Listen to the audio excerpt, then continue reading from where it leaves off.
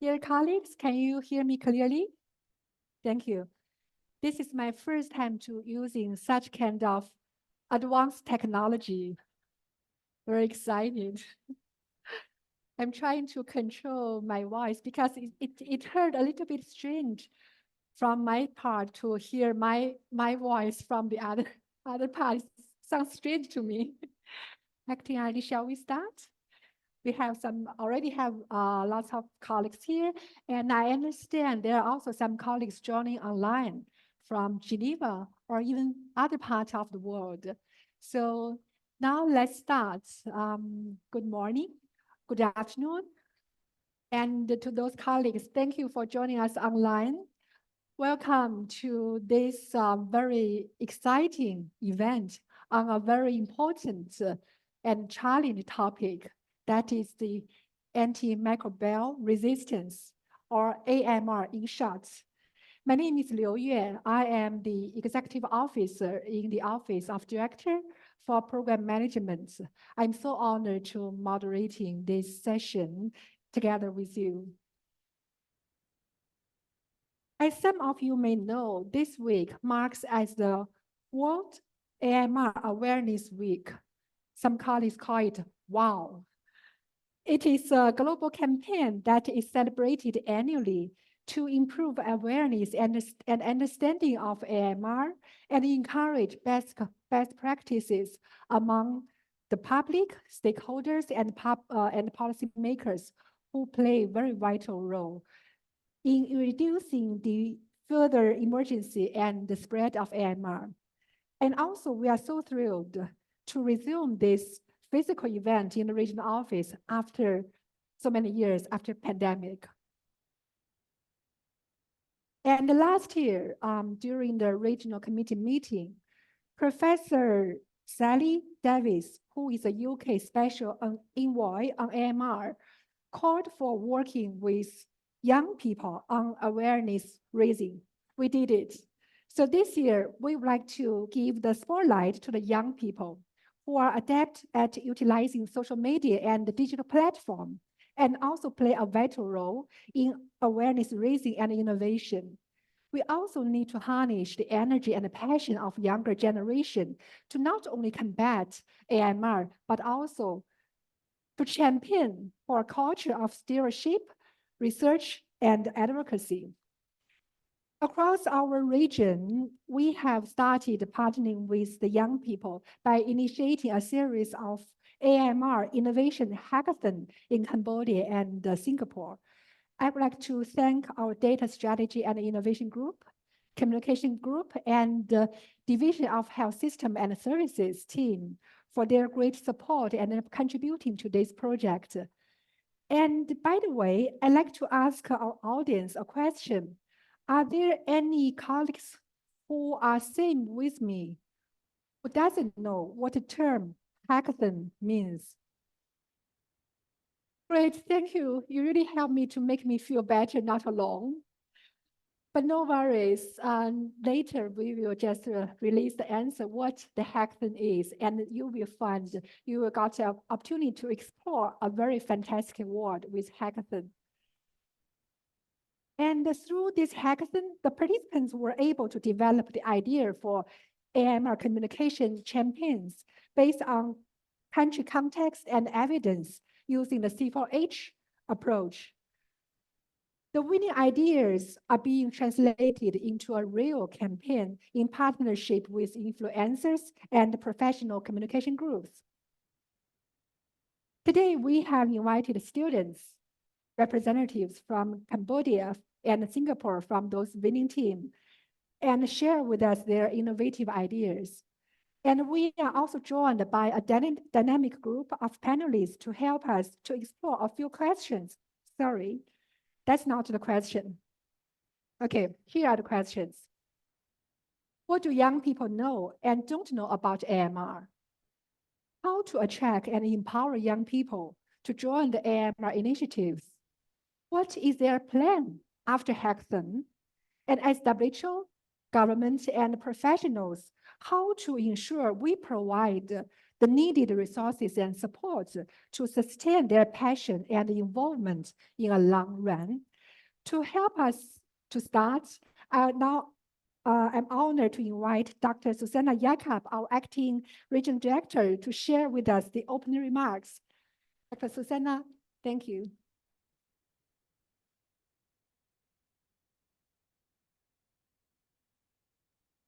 Thank you very much, Yue, for your introductory words and also for leading this very important area of work from the DPM's office, and your personal leadership means a lot in this. Dear colleagues, before I make my opening speech, I would like to give you some historical look back on how we managed to get to the AMR week, which we are celebrating this week. Between 2005 and 2010, I had the honor to be the director of the European Center for Disease Prevention and Control in Stockholm. And one of the biggest priorities within the European Union was antimicrobial resistance. And we had some lobbying with the European Parliament and the European Council and asked for their support to organize an AMR Awareness Day. And we managed to get their support, and finally the first AMR Awareness Day was organized in the EU on the 18th of November that year. And it was a big, big success.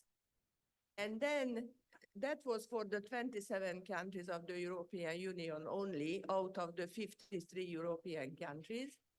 And then the European Regional Office of WHO became excited, and then we made a deal to expand this European Awareness Raising Day to the whole of the European region.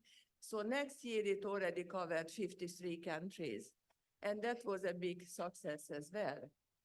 And then, as my next step in my professional career, I applied for the job of the European Regional Director, and I was elected.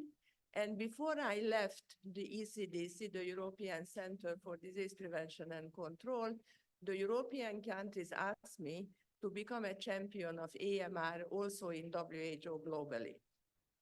So then when I took up my job as a regional director for Europe and attended the first GPG, the Global Policy Group, which Margaret Chan was chairing at that time, and we were discussing what should be the topics of the next year World Health Day. And I suggested AMR, let's make it AMR. And at that time, AMR was not a priority in WHO. And then, of course, Margaret Chan and Asamoah Ba, the deputy DG, they had very good political sensitivity, and they immediately grasped the issue. And they said, oh, yes, that's a great idea. Let's make it the topic of the next year's WHO European Day, WHO World Health Day. So this is how we started to progress. And then all of a sudden, WHO realized that they need to develop a global AMR strategy. So that was done. And then as part of that global AMR strategy, it was suggested to make the European AMR Day a global initiative and expand it also to a week instead of a day.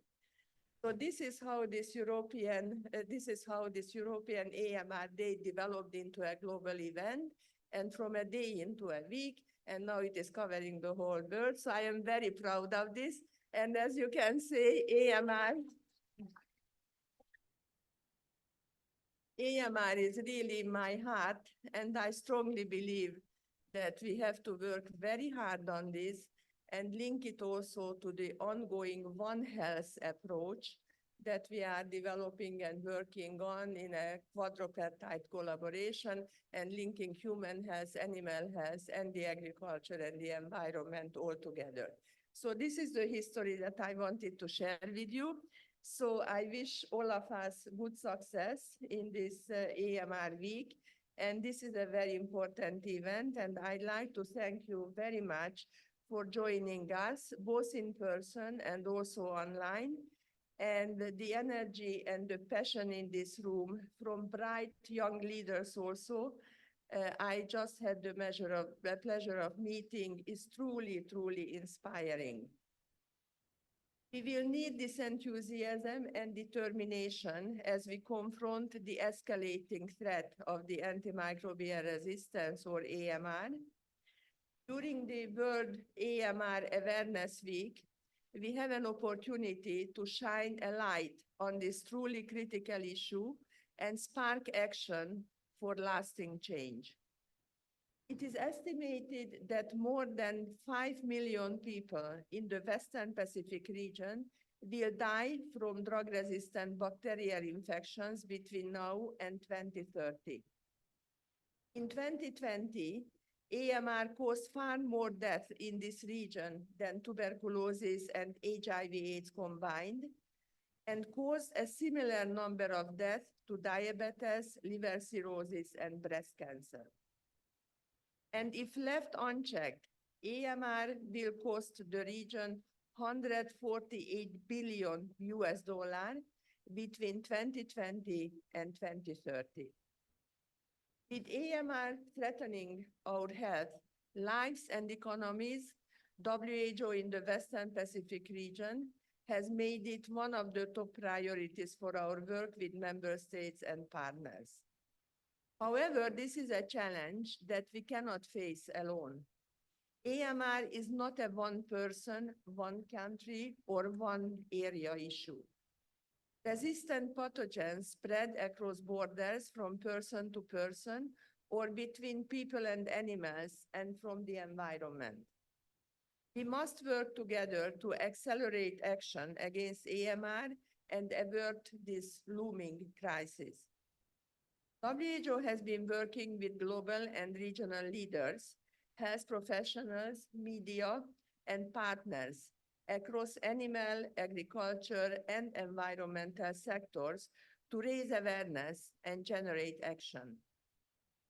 The UN General Assembly will hold the second high-level meeting on antimicrobial resistance next year, providing an important opportunity for us to bolster our fight against AMR through collaboration and innovative approaches. Let me mention here that when Dr. Tedros took office, he also asked us to go and visit the UN Secretary General and raise his awareness about AMR. And the UN Secretary General is very excited and very interested in this. So if you look at the UN documents, many times you will find AMR among the top priorities of the UN family as well. And this is demonstrated by the fact that there will be a big event also organized by him in the coming months. We have also been taking a coordinated approach within the WHO regional office to harness collective resources and efforts across different programs and maximize our expertise and influence. We now turn to you, our future generations. Your creativity, enthusiasm, and determination are the driving force for change needed to tackle complex problems like AMR. I would like to thank all the young people who participated in the AMR Innovation Hackathon this year and for contributing your ideas and passion for this important topic. I really look forward to hearing more about your ideas later in today's program. I would also like to thank our many partners, including those outside the health sector. Thank you, Mina Sue-Choi, for using your time and your voice to advocate for this change. And thank you, Professor Kelvin Tan, for sharing the Innovation Hackathon concept with us and joining this campaign to maximize its impact. Ladies and gentlemen, the World AMR Awareness Week campaign calls upon each of us to take a stand. Let us embrace our roles as advocates, innovators, and as communicators. Let us work together to raise awareness, empower our communities, and build a future where AMR is no longer a threat. Together, we can make a difference and create a healthier, safer world for generations to come. Thank you very much for being here with us.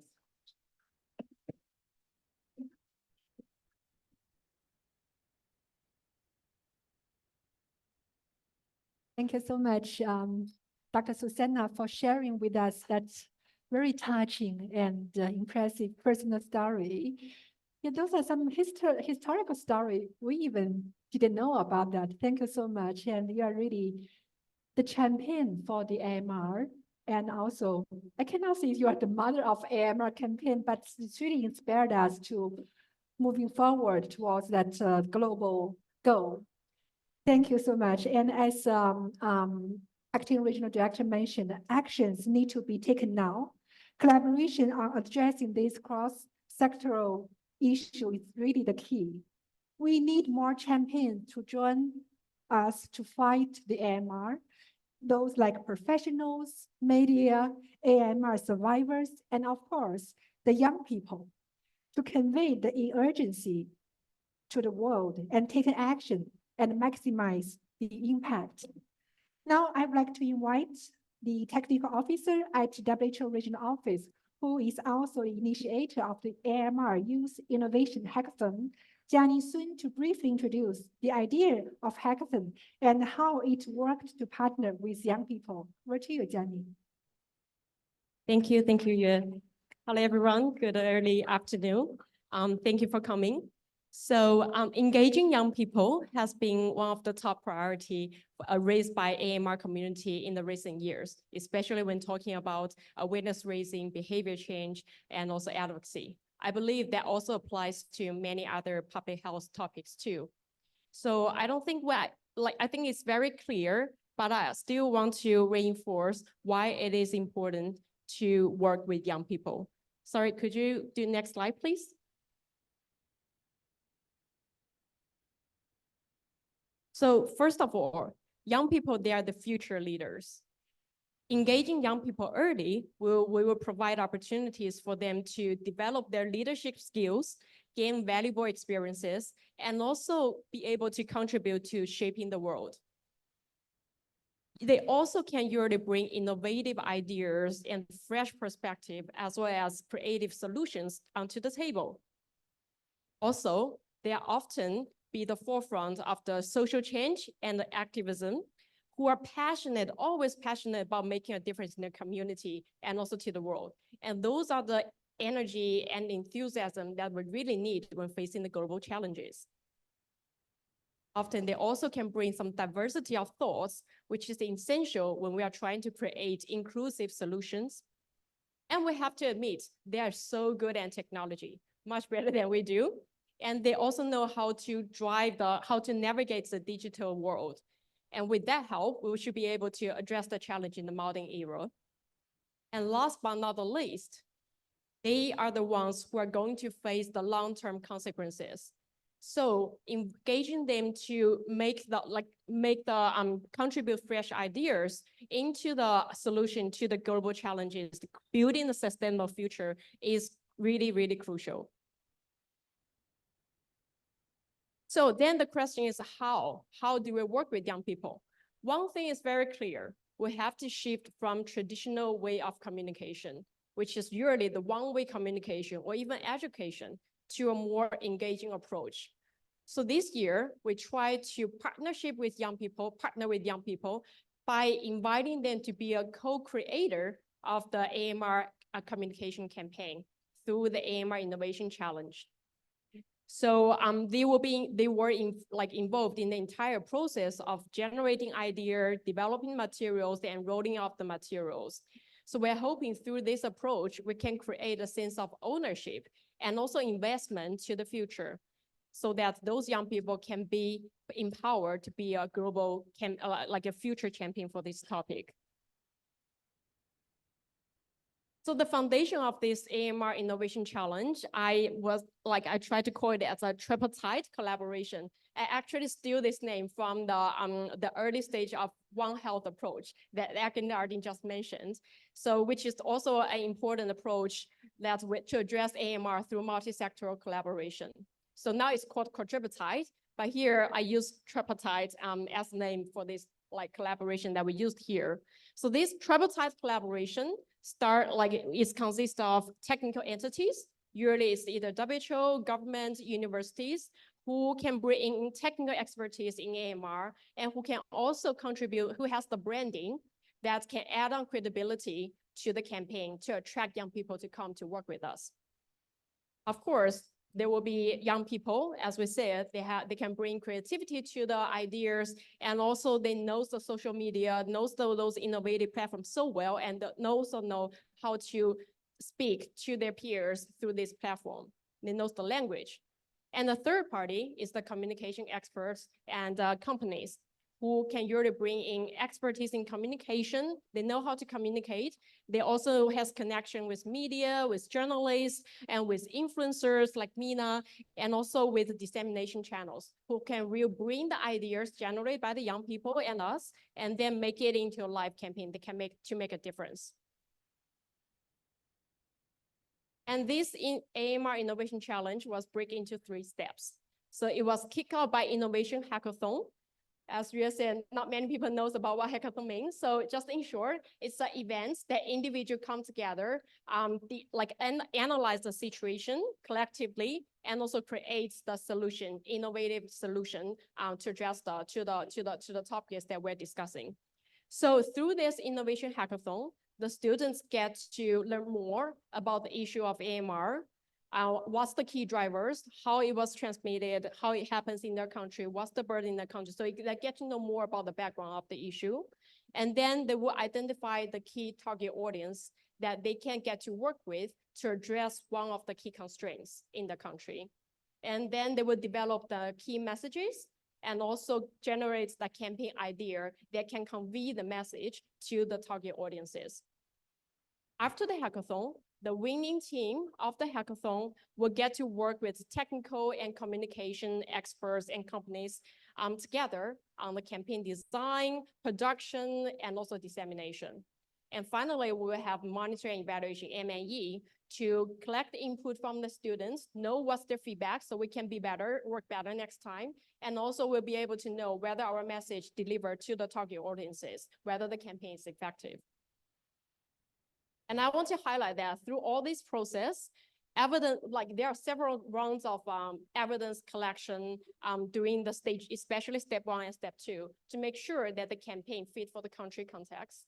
Because it's very important. We're not trying to collect like a fit for all campaign, because otherwise, if it's like trying to reach too many audiences, too many countries, never will get to address the issue of the country. And also the campaign should be like targeting one specific audiences and like with very specific objective. So this kind of format can be done in different way, depending on how much resources and capacity you have. Like in Cambodia, we did a 3-day in-person hackathon where students have more time to go in depth into the concept and also learn more about the issue, get to verify their messaging, followed by message and tool testing, and they get full support from the professional communication company. We can also go easy way, like in Singapore, we did an online hackathon followed by 1-day pitching in person. And also the team get to work with the influencer and also communication expert on the rollout of the campaign. So you'll hear more about the details from each team. Then as expected, we were flooded with lots of really, really exciting ideas, ranging from like comic books, jingle, escaping room, like a mobile app, stand-up committee, interaction booth, et cetera, et cetera. It was really an eye-opening experience for myself. So please get ready for some, like the 2 winning ideas from each country. And I hope you like them as much as we do. Over to you. Thank you. Thank you so much, Jiani. That sounds like really interesting, but a very sound evidence-based approach. And I believe that the students had great time during that hackathon, and I cannot wait more to invite them to share the experience. Now I'd like to invite the students representatives from the 2 winning teams from both Cambodia and Singapore to share with us their experience, and also to invite their mentors who are also the co-creator to lead the hackathon and also later to work together with the students to create the real campaign activities at later stage. So let's start with Cambodia. I'd like to invite Mr. Sati Aputra Chov from the University of Pathy's Satcher and Ms. Lisa Smith, Technical Officer of C4H from WHO Cambodia Country Office, who is joining virtually online. Hi, Lisa. Hi, everyone. I hope you can hear me. Yes, we can hear clearly. So with that, the floor is yours. Thank you. I think I'm just going to say a few words before I pass over to Butra. We just wanted to say we were very excited in the Cambodia office when Gianni approached us about the idea of the hackathon. It was something that, given the extent of the issue in Cambodia, it was something that we were very excited to be involved in. And we were able to have a 3-day in-person event, as Gianni mentioned, that really we had a lot of excited students from the health sciences and veterinary sciences come together. They formed 5 different teams, and over the course of 3 days, they engaged in a lot of different interactive activities to identify target audiences, test assumptions, get out of the building, to speak and speak with their target audiences, speak with people on the street about what their solutions were, what their ideas were. So I'll be talking through how we have taken the campaign forward after the hackathon, but for now I'll pass over to Butra to give his experience of the hackathon.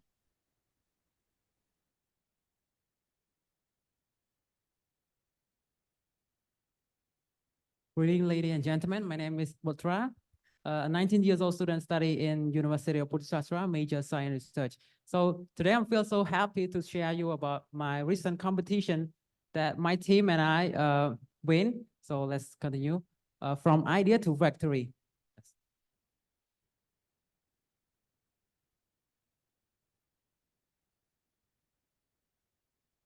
This is what I'm gonna talk.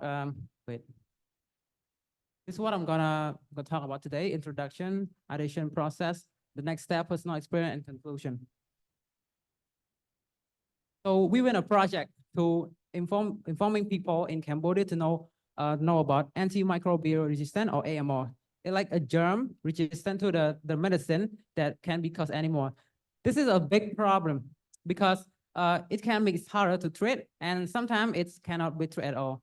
So in our project, we try to inform people how to use antibiotics in the right way. And we encouraging people to use antibiotics when they really need them, or when it's wrong time to use, or use it with prescription from a doctor. So this is our process. We had a fun time at a time to catch up our idea. First, we collect information from the internet, all information about Cambodian people know about AMR. And then we share thought in our team. And then we go into the community to test our idea is work or not. And we ask different people from different area and age. Most of them, they tell that they want us to tell them about all information and tell them about awareness of AMR through phones. So this result can show us to decide how to shape our project. And our project is kind of cool because we use social media and telecommunication to awareness AMR through the population, to let them easy to access to all the information, and it's easy for them to know what is AMR is. And wait. Okay, let's move to. So what is our next plan? Our next plan is to make an important campaign and make it in real happen and show and collect collaboration with others who have a passion in this topic and have the same, they worry about it to collaborate with us. So through my personal experience, the AMR thing, I just know it like before hackathon about a month. And when the hackathon come, I know it about AMR because I used to learn about AMR only in the food chain. But in hackathon, they told us more about AMR in human. So it's like connecting to each other. So food chain and human food, the industry can connect to AMR and human. And through the hackathon event, it improves us and me team to have more idea, brainstorm about problem and solution, which problem can solve this problem, you know, and which solution to solve all the problem.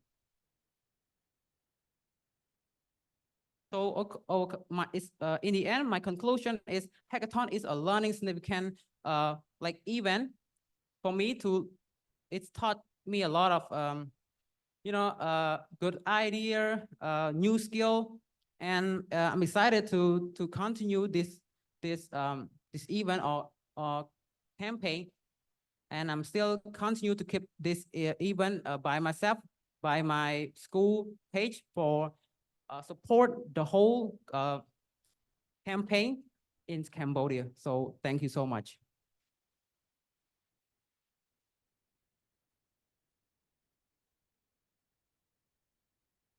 Thank you so much, Rutha. So Lisa, would you like to add a few words? Over to you. Thank you. I will just share my screen.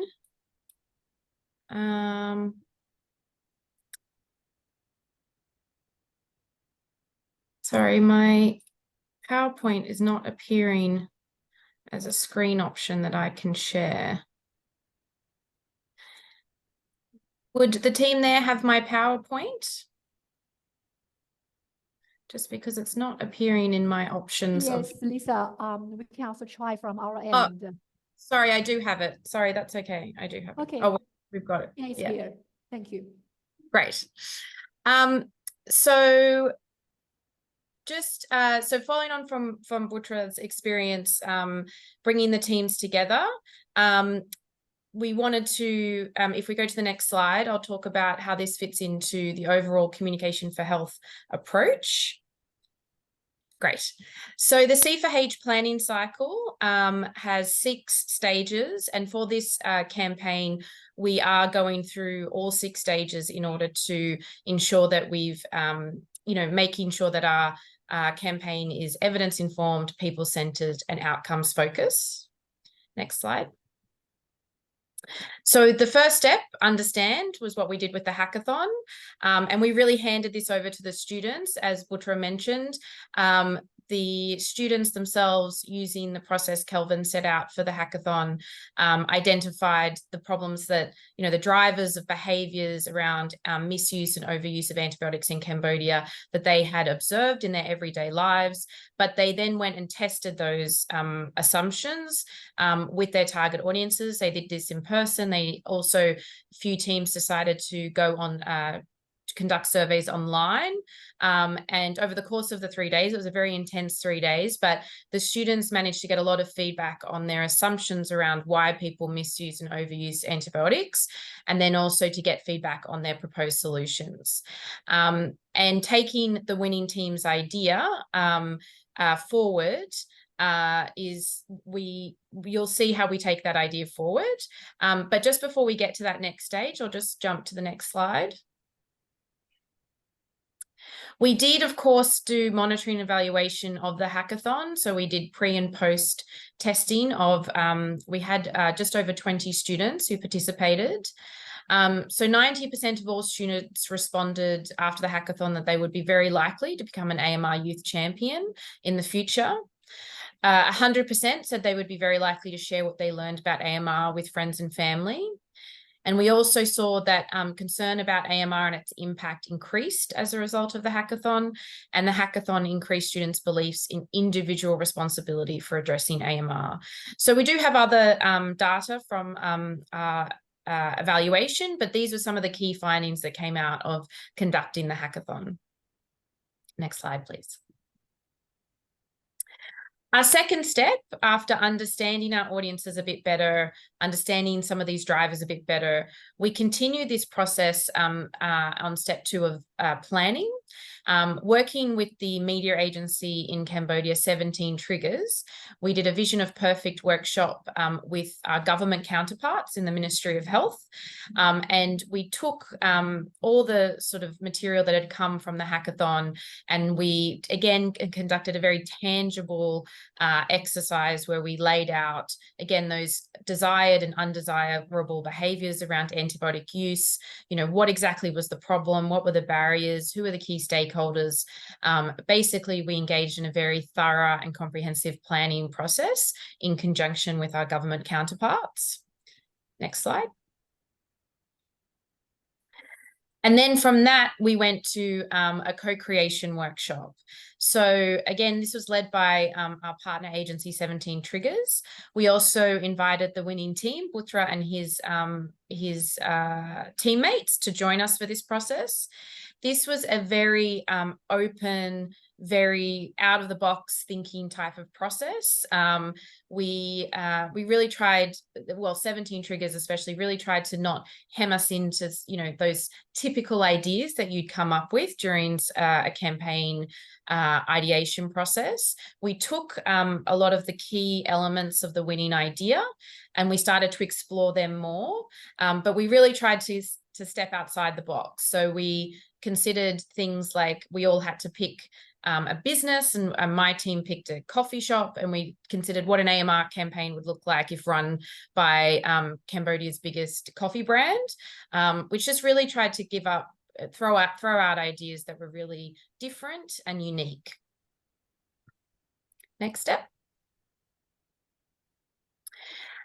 This led 17 Triggers to share with us 4 very different concepts.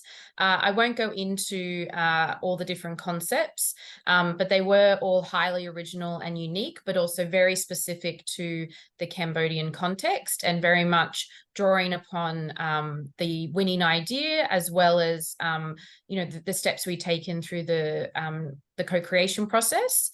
And then rather than looking at those ideas from a WHO perspective or a government perspective, we did what we should do in the C4H planning cycle, step 4, and we went out and tested these concepts with the target audience, which we had decided was young professionals.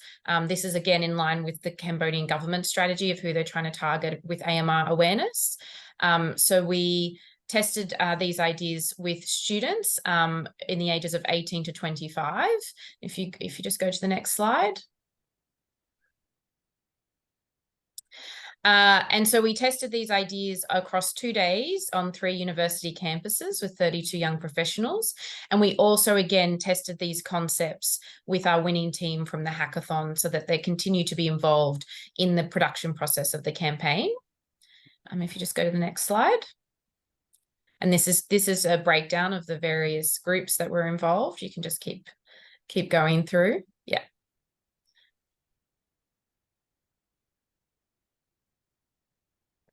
And our testing of the 4 concepts led us to concept 4.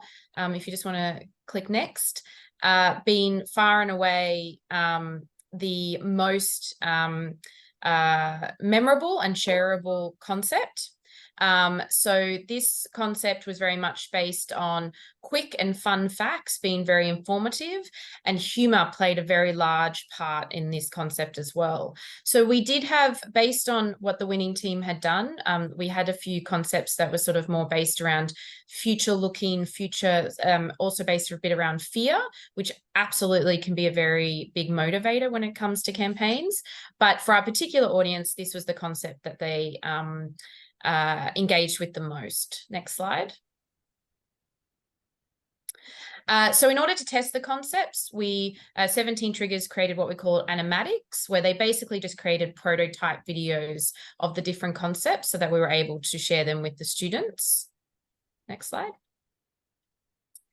And in concept 4, if you just go down to the, if you just reveal all the points on this slide, we tested all concepts based on 4 key areas. So comprehension, next, an emotional response, and then shareability and memorability. And so for this concept, memorability was 46% and shareability, if you just go to next, was 44%. And these percentages were nearly double what any of the other concepts were. So we very much knew that this concept was far and away the concept that our target audience engaged with the most. Next slide. And this was our recommended concept. This concept has a doctor-type humorous character who hits people on the head with a pill hammer when they engage in an undesirable behaviour. And you'll see how we're looking to bring that to life. Next slide. Our next step was another round of testing. Now that we had the concept, we wanted to delve further into things like behaviours and key messages, and we developed a longer hero video in order to figure out if this was still something that students, you know, how we could refine the concept effectively. If you just click next. We also, in addition to testing common behaviours and the hero video, we also wanted to test the idea of having an in-person activation. So for this game, we have this idea of a whack-a-mole game to do on university campuses. And so we did a round of testing again. If you go to the next slide. You'll see that we tested 34 young professionals across 2 days at 5 different locations in Phnom Penh. And we had some really fascinating results. Next slide. This is just, again, a breakdown of the students that we tested. Yep, next slide. So we tested 10 common behaviours where we asked students to put these behaviours in either agree or disagree columns. And we then really delved further with each of the students into why, you know, what their thoughts and feelings and actions were in regards to these different behaviours. All of this was effectively to help us create really specific key messaging that will apply to the Cambodian young professional audience. Next slide. Obviously, I won't go through all 10 behaviours, but this was one of the key results. So 65% of young professionals agreed that it was okay to request medication from the pharmacist based on your family and friends' advice. Obviously, this isn't something that we want to have happen, but it happens quite frequently. And so based on this, you know, this is a very specific behaviour that we can target in our campaign in terms of messaging around not accepting advice from your family and friends, you know, in order to get medication. We did see that students had very high trust in doctors and pharmacists in terms of expertise. They did rank doctor, then pharmacist, their mum, and then themselves in terms of knowledge. But when it came to how they would actually engage in that behaviour, it reversed. So they would first seek advice from their mum or their guardian, and then they'd go to the pharmacist, and then as sort of a last resort, the doctor. So it was really important to obviously understand both what people thought, but actually then the reality of the actions that they're taking. Next slide. And so this led us to, the behaviour testing led us to basically delve into what specifically we'll focus on in terms of the content of the campaign. So another key finding was that our audience didn't actually know what antibiotics were in comparison to simple medicines or how they worked. So this is an education piece, a gap that we need to fill first before we can start discussing actual behaviours. And if you just click next, you can just click next all the way through. We've got 6 key behaviours that we'll be targeting in the campaign. So we have an education piece and then 6 key behaviours that we'll be targeting throughout the campaign based on our testing. Next.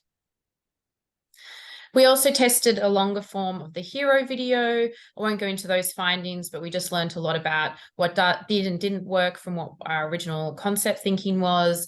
And also, again, some of the sort of areas that students found confusing and and areas that they enjoyed, so that we can further refine this concept. Next slide. And then we also tested, we didn't actually do the game, but we tested the idea of whether students would engage with the game. If you could just go to the next slide.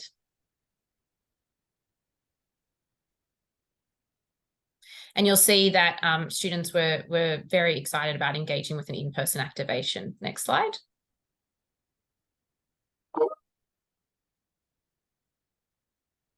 You can keep going. So this is the campaign. Excuse me, Lisa, sorry for interrupting you, because we will be having a panelist. So I would suggest that maybe you can share with us more ideas during the panelist. Is that okay? Yes. Because we will be also having the Singapore friends to share with us their experience. Oh, of course. I'll just wrap up on this slide, which Great, is to thank say you. that this is the overview of our campaign that is currently in production. And we will have a digital component to the campaign with a hero video and 6 short behavioral videos, as well as an infographic that will explain the difference between antibiotics and simple medications. And then an awareness tool campaign, or an in-person activation campaign. And again, all the students from the hackathon will be engaged as youth champions for the when we roll out the campaign later this year. Thank you. Okay, thank you. Thank you so much, Lisa and Poosa. It's really a very sound, evidence-based step-by-step development process. And I've heard about those like technical experts to talk about AMR. But today, when I heard Poosa to mention about AMR, I found it's really powerful. Thank you so much. So now let's move to Singapore. I'd like to invite Ms. Mavis and Dr. Tan to share with us your experience in Singapore. Over to you. Thank you. Thank you very much. Good afternoon. Thank you. We'll try to keep it short so that we have more time for the panelists. I'm Kelvin. I'm glad to be here. Thanks to the support of Gianni and team. Now in Singapore, we call it the SUSS AMR Innovation Challenge, really because as a university for social sciences, we feel that the students can take a big part in this task force that we set up between the university staffs and the students. And we had very short time, but we were able to do it pretty effectively because of the support from multiple channel partners, like government agencies, the representative of AMR in Singapore from Ministry of Health and NUS, Wuntek. And we quickly conducted 2 online briefings. In those briefings, the students participated and asked questions how, they could, at the age of junior colleges, secondary schools, all the way to universities. And I think in the spirit of hackathon, what the heck it is because they are really, really keen that AMR, while it's an unknown issue to some of them, we didn't belabor the point too much. We used very simple explanation to them, and there were 32 teams who participated, and each team is at least 4 to 5 people. And we shortlisted 10 of them. So we had a website. We have a couple of also sessions we put on social media. In the universities, we put up on digital boards. And in the Innovation Pitching Day itself, we invited the Senior Minister of State, Tan Kiat Hao, who is in charge of the health district in Singapore, called the Queenstown Health District, as well as some of the important roles he played in Singapore. We also have Gianni, who was here, AMR experts, and as well as the media judges, teachers, and parents turn out in full force to support their students. So you can see that their approach is very ecosystem centric. And we have all participating students who receive a certificate of participation from us, as well as creating good networking opportunities for peers. I'll hand over to Mavis, who is a little bit nervous, but I told her, don't get worried. You are young. You can say anything you want and enjoy yourself, yeah?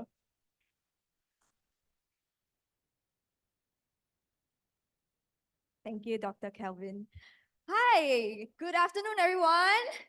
Hi, I'm Mavis. Yes, I'm a bit nervous, but it's my first time speaking at such a serious event and with such a enthusiastic crowd of people here. And I'm very, very happy and excited to be here. It's a pleasure to be here. And let's get started. All right, so I'm from the Singapore University of Social Sciences, and this is my team name, Don't Kiasu, Don't Misuse. So let me just, okay, so my team is represented by a group of second year marketing students from the same university, and we're eager to put our learning into action and make a positive impact on society through this campaign. The focus of our campaign is the elderly population in Singapore, as they are a vulnerable group of people to the issues related to AMR. Due to their strong inclination towards autonomy and strong beliefs, the elderly may downplay the seriousness of AMR and continue habits such as stockpiling on antibiotics and self-medication. They constitute currently 17.3% of the overall population of Singapore. And this number is set to significantly increase in the coming years. The elderly are more prone to illnesses and may consume medication on a regular basis. Hence, it is crucial to educate them about AMR and its risks before they start or continue their habits of medication misuse. Hey, so let me introduce to you our campaign name, Don't Kiasu, Don't Misuse. Kiasu is a Chinese dialect expressing a sense of competitiveness, formal attitude, and wanting to achieve an upper hand in situations. In this case, examples of kiasu include saving money by avoiding trips to the doctor and stockpiling on medication. We hope to raise awareness on AMR among low-income and less educated elderly in Singapore. The campaign is mainly separated into two main aspects, namely online and offline marketing, as well as community engagement. All right, so in terms of marketing, our goal is to communicate through different platforms, such as social media, websites, and television. You might be curious, well, how does it relate to, how does social media relate to the elderly? Well, 89% of elderly Singaporeans own smartphones.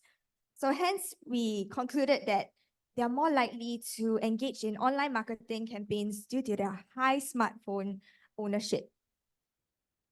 To effectively convey our message, we found that jingles are effective tools to educate and retain information. So here are some examples. We have the COVID-19 vaccination campaign, as well as the Singapore Civil Defense emergency jingle, as well, and the MOH jingle. Yeah. Right, okay, so this is the sample that my team has come up with. Singlish is a common local lingo in Singapore. It is incorporated here to build connection with elderly Singaporeans. This deliberate choice ensures our campaign message resonates deeply with our target audience and leaving a lasting, impactful impression. So alongside with our jingle, here are some collaterals that the team has come up with and are set to be released on various marketing platforms. So this is what the collaterals will look like on public spaces and train platforms. So the second part of the campaign, we plan to spread AMR awareness through community engagement at senior activity centers. We aim to collaborate with AMR experts and student ambassadors to organize educational activities for the elderly. This fosters relationship to build trust in the information we share.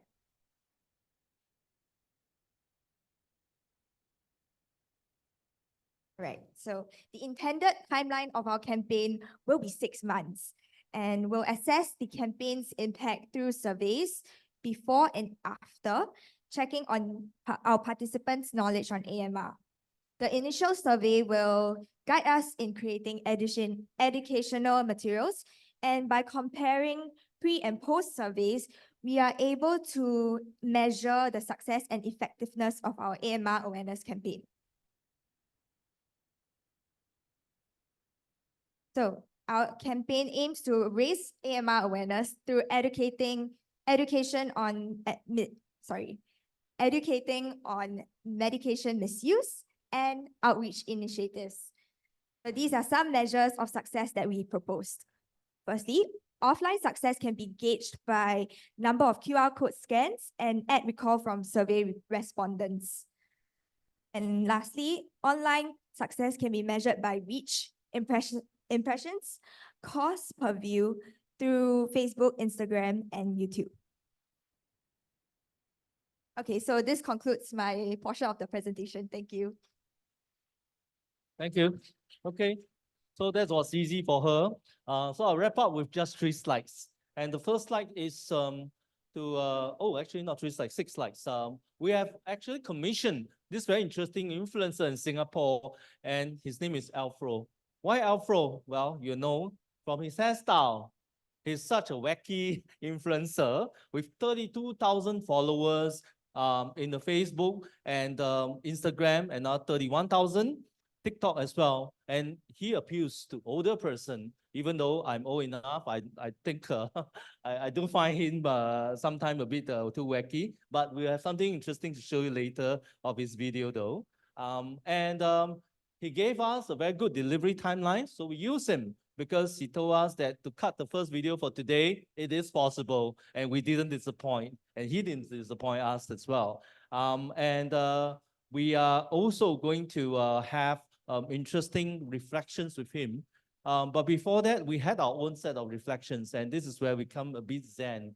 As universities, we don't miss the point of educating and making use of our ecosystems for students to connect with us. Because in the campus, we know the students has a lot of energy, and we want to channel that energy with the mission of our university, which is to create social and community good for the society.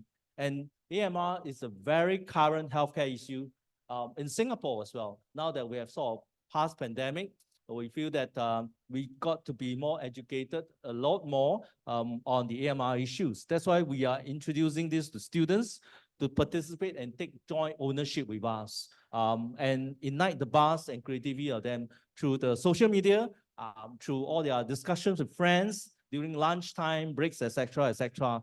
And it's also important that we have government agencies to tap on their nationwide media beyond just the normal social media, yeah? And for students, we are also hearing from them that it's very nice to have a good platform to network with their peers, to have international exposure like today. For example, maybe it's to come here to interact with the World Health Organization team, as well as friends from Cambodia. And it's also a unique opportunity for them to watch and learn from each other during the live session. And as well as the last point is they have a bigger and deeper knowledge with this campaign to draw out the strong sense of empathy for older person. Yeah. So with some of this reflection, and we're still collecting a lot more through this campaign, I think we should unveil the video, yeah, and let you enjoy Alfro.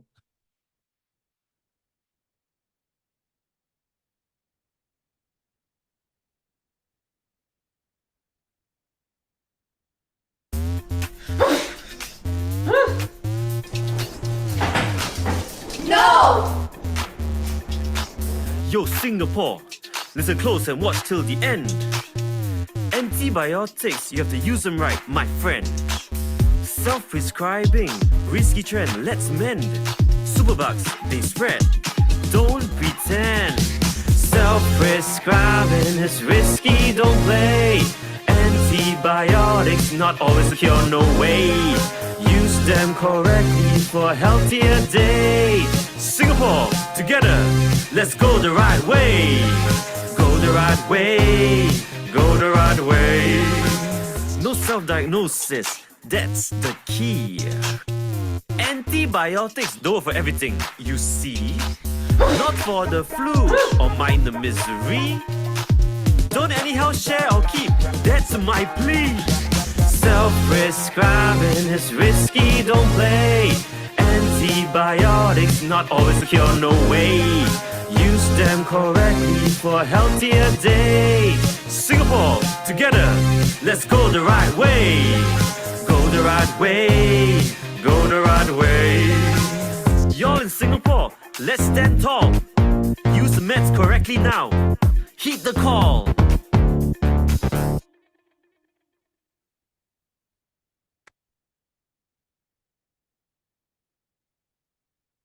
Thank you so much, Mavis and Professor Tian. That's really amazing.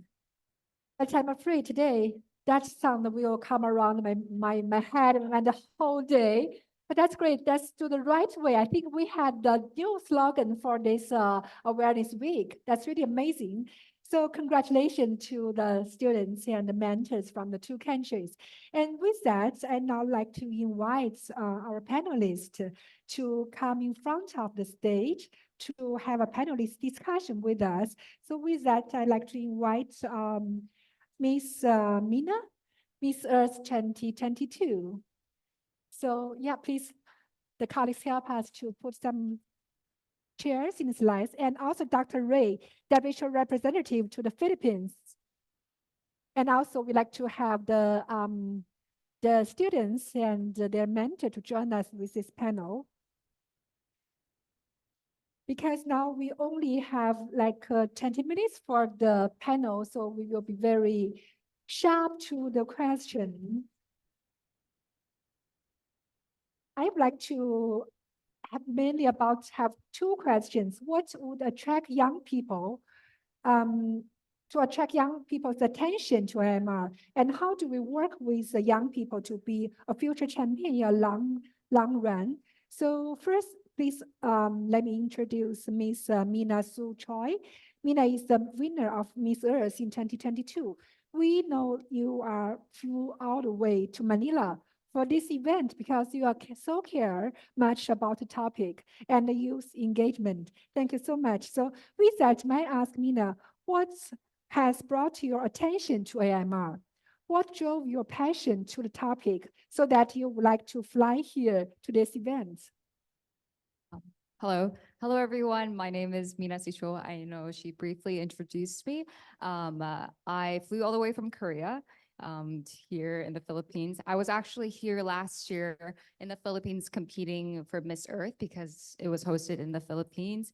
For those who may not be familiar with Miss Earth, we're not just a pageant, but a pageant that focuses on the advocacy of environmental protection. So this year I have been traveling around the world, going to universities or visiting conservative areas, and then talking about nature and making our connection with humans and nature. And naturally, so my advocacy has to do a lot with ecotourism and climate change. And before I encountered AMR, I've never heard of AMR before in my life. And for many in Korea as well, it's not a very common topic of discussion. So I didn't know much about it until I was studying about climate change and how all social issues are intrinsically very related to one another.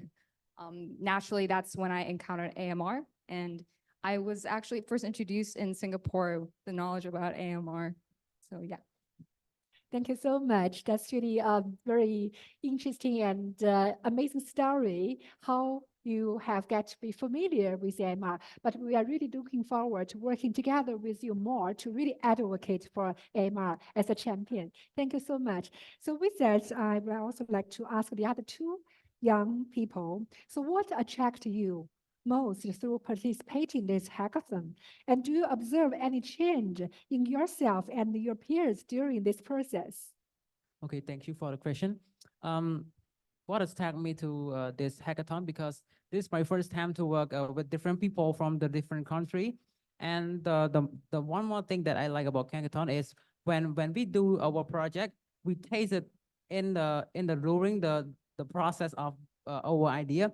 Like we taste the idea in the real world, from like it's both us confident to talk to the stranger about the issue of AMR and tell them what is that, and we try to take note that what they know about it and not know about it, and we try to ask them that what is the best way that us to provide them information, or because in Cambodia some area doesn't have internet, so it's like it's complicated for us to share them, to let them know awareness about AMR. So we discover a new thing from using only phone, regular phone, or still a smartphone. Even when they have the SIM card, we still let them know about the AMR thing. So yeah, and while we do as a team, me and my friends, like my teammate, they know how to work as a team. They brainstorm about solution. They get good idea than before, and they boost their social skill, socialized skill to talk to the stranger, and know how to networking with foreigner in the hackathon, because this is my first time that working with foreigner, like first time ever. So this is what I have to say. Thank you so much. Thank Sounds you. like sounds like an exciting experience to be involved in also. Yeah. Yeah, same Yeah, here. So for me, I am really passionate about social issues in Singapore, and AMR is one of them. But I have to admit, I didn't know what AMR was before I participated in this innovation challenge. So that was a first. And I guess what drew me in was my passion for social issues. And also, I saw this as a great opportunity to kind of apply what I've learned in school into my passion. So it builds like a meaningful bridge between my passion and my pursuits. So yeah, that's all. That sounds really great. Thank you so much. Thank you. Yeah, so I think we have learned that how you were attracted by this hackathon, and but we know that we do hope to see a long shape for your further engagement. That's the most important part. But for now, I really want to hear from the young people. What's your plan next? Maybe let's start from Mina first. I also wanted to make a really short comment, but the fact that we weren't aware of what AMR was, but the fact that this hackathon actually brought us to care more about AMR means that it was effective in what it was trying to achieve. So thank you, Jenny. Could you repeat the question? Sure. I think the question is really important because we really want to this journey to keep longer in a longer run to engage your young people. So for now, I would like to know what's your plan for next step. So maybe that's only a wish list, but we'd like to know how we can support by knowing your wish list. What's your plan for next step? As mentioned before, the social issue I'm specifically concerned about is climate issue, but as mentioned, because all of these issues are so intrinsically related to one another, and I'm a true believer of once you know about something, you can't forsake the idea.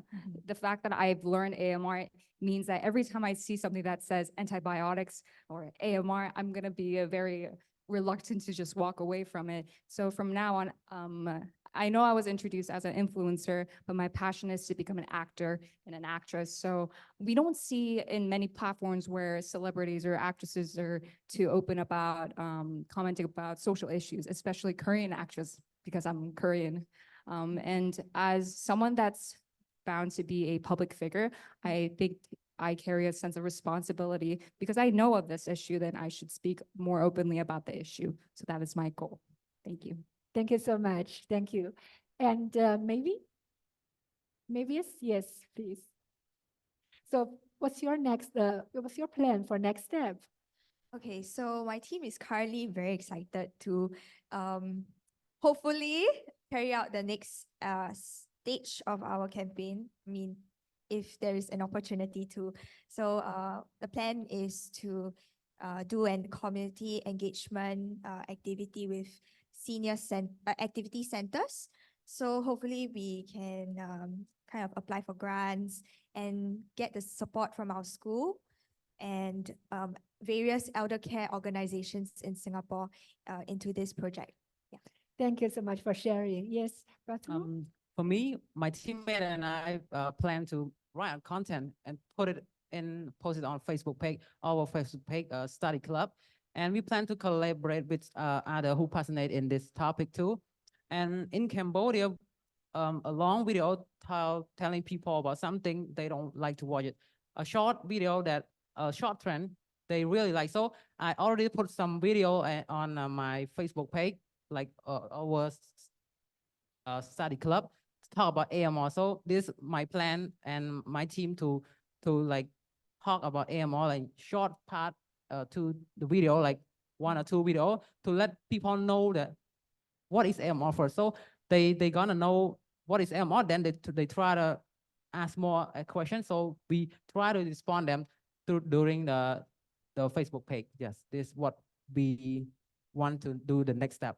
Yes, thank you so much. Thank you so much for sharing that wish list. And as I mentioned earlier, it's really important for the government, like the professionals and experts, to think through how we can support the younger generation to really go longer in this journey to advocate for AMR, to be the champion for AMR. And because the younger generation will be the future leaders. If our future leaders already be aware of the importance, urgency of AMR now, then we may rely on them to take really great actions in the future to fight for the AMR. Thank you so much. And actually, our member states have already done a lot to engage with the younger people in the public health areas. And we like to learn those experience from our member states. So that's why we invited Dr. Ray, our WHO representative to the Philippines. So Ray, I know that the WHO Philippine country office has a long history working with the young people in the public health area. So could you please share with us how did you engage youth and provide them with the support and opportunities to become the champion for health? Thank you very much, and good afternoon to all of you. First of all, let me congratulate and thank our young people here for their contribution to this campaign. I think this is really, for me, is really something that motivate us to do more. As you know, I mean, I just want to repeat what our colleagues presented earlier. Why youth? I think she mentioned about being energetic, being enthusiastic, but also please bear in mind, they have vast network, not only at their school level, but also, I mean, internationally. Nowadays with social media, I think she mentioned about social media. I think these are the strength that I think we need to make best use of. And also, I think we are talking about future. I mean, AMR has already hit us so hard.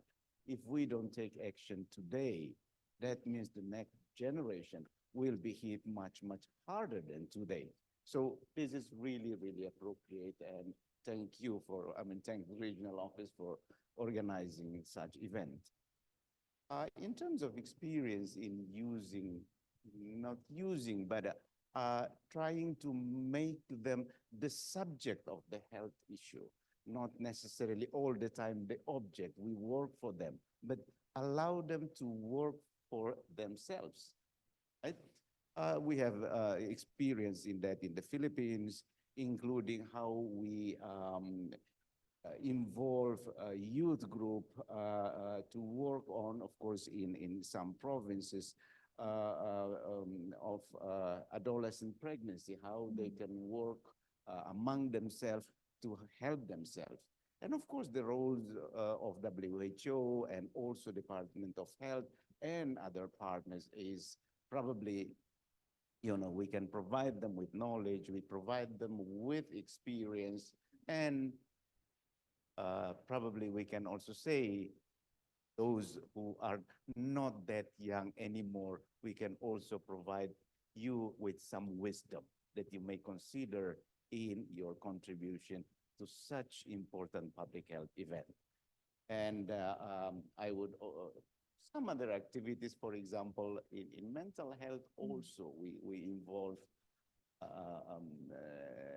youth in implementing that project at the community level and, assign them some responsibilities which they can do. For example, they can approach to other, young people. We believe that if you communicate among yourself, probably, and for sure, the one that you communicate to will be much more open than we go there as health workers, field workers. We go there, okay, well, what are you doing? But we believe that they can share more their experience, their problems with you. Therefore, we address these issues. I believe that will be more effective, efficient if youth can take up the issues that affecting them today and also will continue to affect them in the future. Thank you so much, Dr. Ray. That's very inspiring and very great experience to share with us to move forward. And also, I also like to have a follow-up question because I've heard that here in the Philippines, the government is also interested in probably participating in this hackathon on AMR this coming year. So if that will happen here in the Philippines, from WR perspective, what would be your priority to make this happen in the Philippines with a very exciting momentum? As I said, this is the issue today, but also this issue of AMR will be, much serious day by day and in the near future. Let's look at our team here. I mean, ask ourselves, or why WHO has not only day, but week. That alone reflects the importance of antimicrobial resistance. And also we need to be aware that antimicrobial resistance is not an issue isolated to health fraternity, WHO, Ministry of Health, and so on. But in the UN system alone, a minimum of 3 or 4 agencies are working in this area. Therefore, I think the way we are going to go forward in this is, of course, we need to involve multi-sector, many other sectors to be part of this campaign.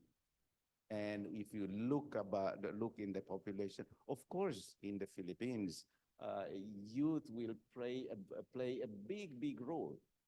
So the population, about 28% of the population is, young people. So no question, they should play a big role. We can work together, help each other to prepare a better future. Hopefully, if we act today, we'll be able to address AMR in the near future. And of course, as WHO, we will continue to help you, to continue to provide the technical support to you, continue to do activities like this, exchanging of the experience among member states, not only in our region, but globally. Good exercises, good initiative from this group, I believe can be replicated in many parts of the world. Therefore, once again, congratulations and thank you so much for that. Thank you so much, Ray. Thank you. Yeah. So that's really very helpful. We are really looking forward to the events coming to be true in the Philippines. And you mentioned about a very important issue is about multi-sector collaboration in AMR. And just now we heard from Batru when you mentioned about you find out that the connection between the food chain and the human infection throughout this hackathon. That's really important. So we hope maybe in the future in Cambodia, the young people can really convey some dialogue among the ministers between the Ministry of Education, Ministry of Agriculture, and the Ministry of Health to talk about the AMR issue altogether. Thank you. So with that, I'd like to invite Dr. Tan to share with us your experience. So what is the challenge you find out to engage with young people in the public health issue? And what are some best practice you'd like to share with us to overcome that challenges? Thank you. Thank you so much for the question. Well, Singapore is a very small country. While we're small, we feel that there's a sort of digital divide in communication sometimes between the young and the older person like myself. So I'm no longer a youth, but I see that digital divide get widens if the sense of empathy for young people, for the rest of the community is not instilled, then that becomes a real challenge. And that doesn't mean that they are not interested. It's just the way of communication to provide something meaningful and purposeful for them to engage with their parents, to start off in a family setting, the community, and then the national level. So from organizing many hackathons, actually this is one of the first one for AMR for me. Over the last 10 years, I have organized at least, sometimes they call me the hackathon king of NUS because I've organized hackathons for Mercedes-Benz, for L'Oreal, Singapore Airlines, etc., etc. I think what really draws young people to hackathons is they feel that there is not just a purpose, they can create an opportunity for them to grow it into their career even. So we need to continue to find interesting enabling tools. So for example, the tools we use in hackathon, the Javelin board, the MVP tools, the business model canvases, they get them excited because they know that when they brainstorm, there's always a hotbed of new ideas that will come up from there, and the teams get closer. And in fact, the team shouldn't just disperse because the hackathon has completed. They should continue to maintain that sense of purpose and alliance with their friends. So you become alumni of the WHO AMR hackathons, then they feel proud of it because they will grow old one day and they want to bring that knowledge and wisdom to the younger people, right? And here in Singapore, we are, also called the blue zone lately. But blue zone means we can live longer. And in the sense, we need many more young generations to resonate that sense of empathy together with us. And I totally agree that by seeing interdisciplinary, inter-ministry support in Singapore, for example, I mentioned SMS Tan Kit Hao. He wears a number of hats, and the number of hats that he wears includes the IMDA, which is the digital media agency in Singapore, Ministry of Health, and also the health district I mentioned earlier. That sort of intersection between different government agencies also will allow the younger people to feel that what they are doing is not esoteric, it's not solo into one organization sector, but it's a cross sector because health is important to everybody. Without health, you can't do anything else. So I think we should continue to get them excited and see that relevance, not just at family level, but community level, and of course, different countries. And the flags are flying here shows us that we are united, we can do better. Thank you so much. Thank you. That's very inspiring. So actually, we have prepared a lot of questions. Unfortunately, we don't have enough time, but I think we have many enthusiasm colleagues here. So maybe let's give a chance to the colleagues if you have any questions from the audience. Yes, please. Thank you so much for the event. I really enjoy a lot. So especially I really like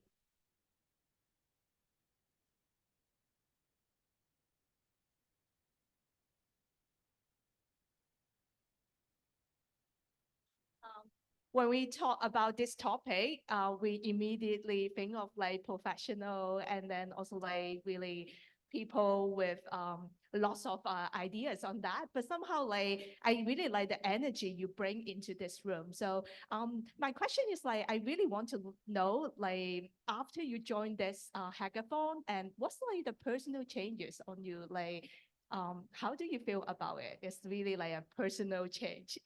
Thank you. Thank you for the question. For the personal change, I think I'm changing a lot from my confidence, like boast a lot of confidence to speak in English also.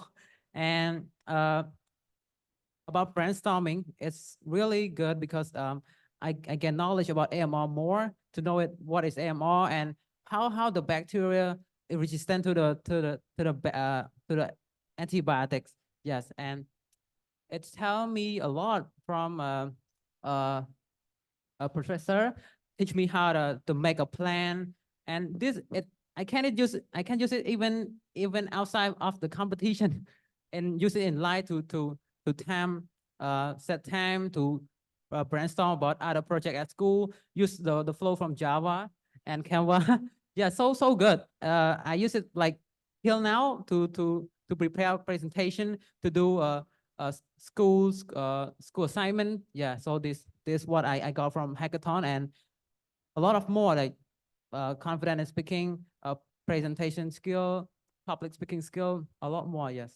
So if you have a chance to join the hackathon next time, so I would invite you to join hackathon too. Yes, thank you. Not only for the young people. Okay, thank you so much. Thank you. Thank you so much. Yeah. Yeah, so for me and my community, we struggle a lot with apathy.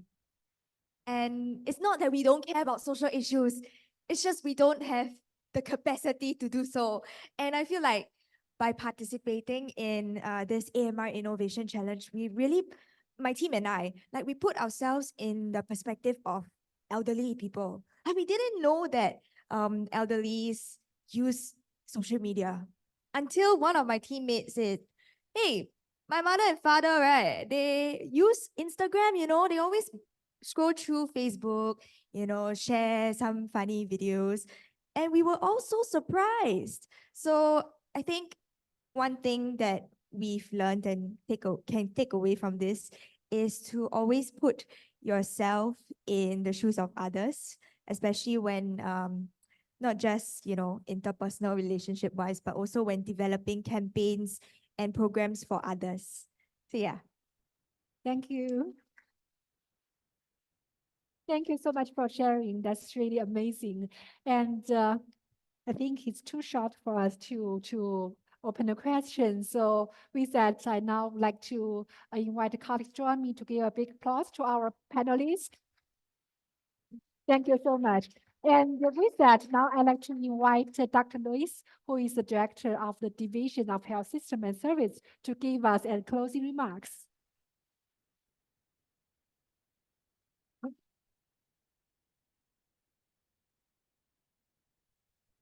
Thank you very much. I'm amazed for what I have learned from the experience that you have brought today here. And let me first of all, share with you what I heard my mom saying to other women 30, 35, or maybe 45 years ago, long time.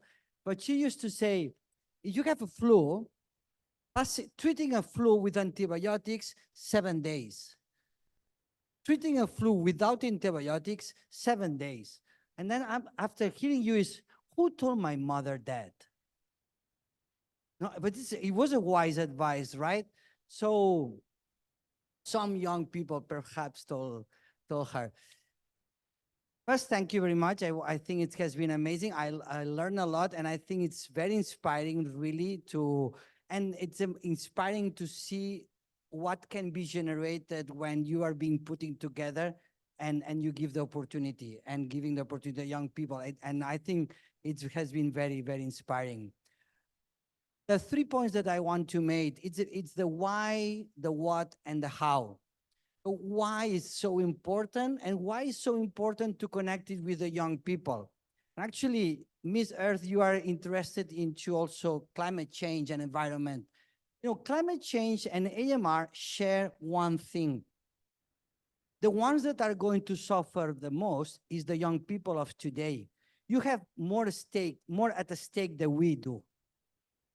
So it is really important because you're going to see the pain of not having antibiotics for a box that can be attacked today. So that's why probably that argument, which I think quite, it's painful to swallow. I think we really need to use it to boost this collaboration and to enable this to happen. So the why is clear of the connection. The what is difficult because the problem of AMR is not only the misuse from the user's point of view. And I think academics, and we at WHO, we know that there's many supply side problems, meaning antibiotics prescription behavior, availability in pharmacies, et cetera, et cetera. That means, and then I like your graph, Jayani. We need, it's not the young people alone. We really need to work hard on that. Regulation, prescription behavior again, what the doctors, not only how they prescribe, but adherence to treatment, et cetera, et cetera. So there is a lot of on our side also. And this, I think, and also one of our roles is to provide conceptual clarity. It's very complicated, AMR. They have recognized it. They didn't know what it was. It's a very complicated domain, and we really need to work on providing this conceptual clarity. And the last one is the how. And actually, on that, I have to learn from you. I could not do this dancing that you did in this video. And actually, when I was 19 years old, I would not do the job that you have done here. So congratulations. Now, but really, the channels of communication, Facebook is for all people. I am using Facebook, but TikTok, no, the reality is the channels to pass these messages, we need to tap on all of them. Influencers is one of the areas. And actually, there is really a gap of understanding. And this is where we really need to, again, your triangle, Jayani, it makes a lot of sense. So the why, the what, and the how. And I think that it's great under your leadership, this initiative, and really we should enable this to happen more. So last words, thank you very much for your time. Thank you very much for everyone that has joined online and for your attention, and back to you. Thank you so much. Thank you so much, Luis, for that really amazing closing remarks to also tell us what, how, what's, and how to do that. Thank you so much. So with that, I think we may close session. But before that, let me remind all of us, just now we've heard that we have 3 young people here, but Dr. Tan, you are also young according to the standard, but 3 extremely young people here. 2 of them mentioned that they haven't heard about AMR before joining this hackathon. That really reminded us as the staff in WHO, we really have big mission, big goal to look forward, to move forward. So as we use the slogan developed by the Singapore students, let's go the right way. Thank you so much, everyone. Thank you for joining. Thank you so much. Thank you. Thank you. No, thank you for joining. Yeah.